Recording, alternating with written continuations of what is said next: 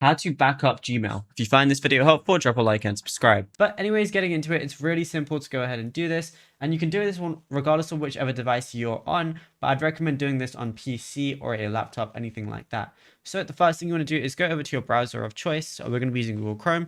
And then obviously just go over to Gmail. You're going to see everything here. But on the top right, all you want to do is go ahead and click on your profile icon. Then once you're here, go over to manage your Google account. So I'm going to go ahead and click on that. I'm going to see a lot of different things here, but all I want to go ahead and do is go over to data and privacy, which is going to be one of the options. I'm going to see a lot more things. What I want to do is go ahead and scroll down, and towards the bottom, I'm going to see download your data. And obviously Gmail is one of the icons that are linked to it. So go ahead and click on that. It's going to bring you to takeout.google.com, which you can also go on separately. And then over here, all you want to go ahead and do is find mail. So all I'm going to do is go ahead and scroll down right now.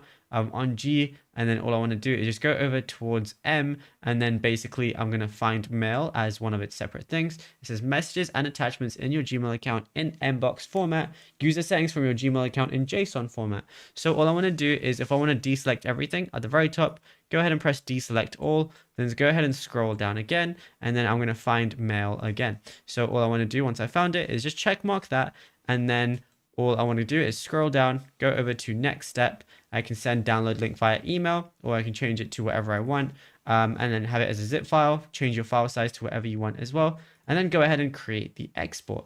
And then it's going to start in 48 hours upon you creating the export, and then you'll be good to go.